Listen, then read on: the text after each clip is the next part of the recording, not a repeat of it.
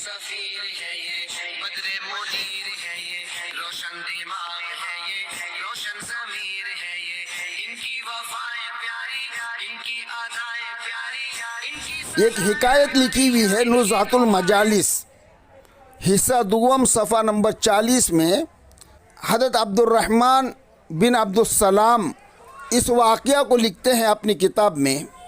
कहते हैं कि हज़रत ज़ुलेखा एक शहज़ादी थी, यानी एक बादशाह की बेटी थी।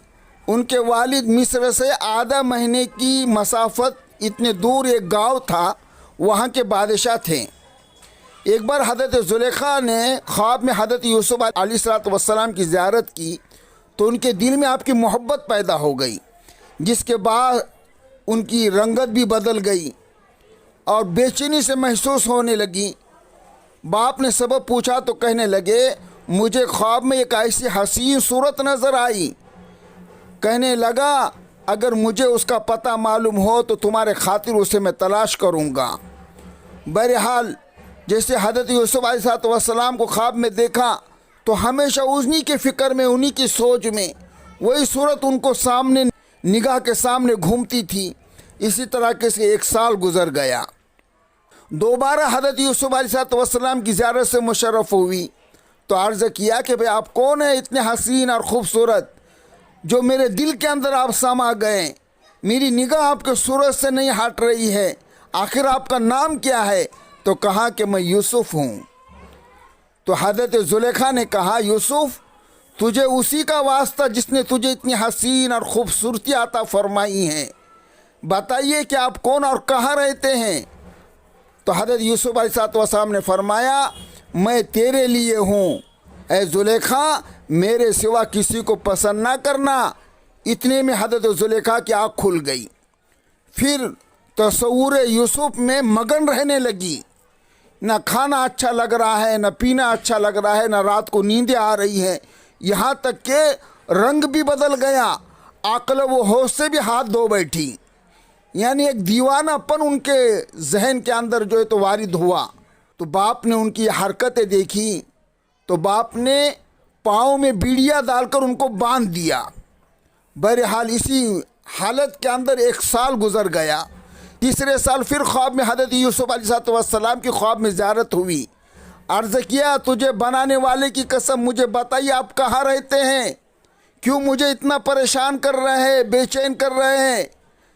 अल्लाह के वास्ते जिसने आपको इतनी खूबसूरती अता फरमाई और इतना नूरानी चेहरा आपको अता फरमाया जो मेरे दिल व दिमाग से नहीं जा रहा है, तो कसम है उस परवरदिगार की जिसने आपको इतना हसीन व जमील बनाया, मुझे बताइए कि आप कहाँ रहते हैं? तो हज़रत यूसुफ ने फरमाया कि मैं मिस्र में रहता हूँ। बस इतना ही कहना था कि हज़रत ज़ुलेखा की आँख खुल गई। जब नींद से उठी, अक्ल व होश भी बरकरार पे आ गए थे, यानी दिमाग भी काम कर रहा था। जब अपना बाप उनके मिलने के लिए आया तो फिर अपने बाप से पूरे ख्वाब का वाक़या सुनाया। तो बाप ने जो है उनके पैर से बीड़िया को उतारा और बादशाह मिस्र की तरफ एक पैगाम भेजा कि ओ मिस्र के बादशाह, मेरे यहाँ एक लड़की है और बड़े बड़े बादशाहों के पैगाम मेरे पास आ रहे हैं, लेकिन मेरी तमन्ना या आरज़ू है कि मेरी बेटी का निकाह आपसे हो जाए। तो जब बादशाह ने ये सुना तो उसने कहा, अगर बात ऐसी है तो हम भी राज़ी हैं आपके बेटी से निकाह करने के लिए।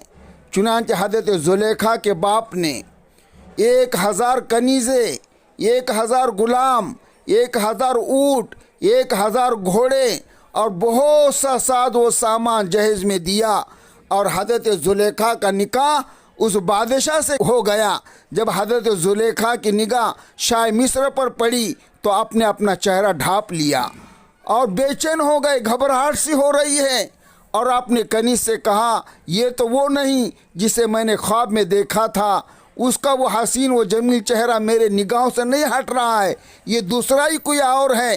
कनीज़ बोली, सब्र करे। जब शाह मिस्र ने देखा हज़रत ज़ुलेखा को इतनी हसीन व खूबसूरत है तो वो बादशाह ज़ुलेखा की तरफ रागिब हो गया। लेकिन अल्लाह ताला की कुदरत देखिए कि उसके यहाँ ज़ुलेखा की सूरत में एक परी आ जाती थी اسی طرح حضرت زلیخا حضرت یوسف علیہ السلام کے نکاح میں آنے تک بالکل محفوظ رہے، جیسا کہ حضرت آسیہ کو اللہ تعالیٰ نے فرعون کے دست برد سے محفوظ رکھا تھا۔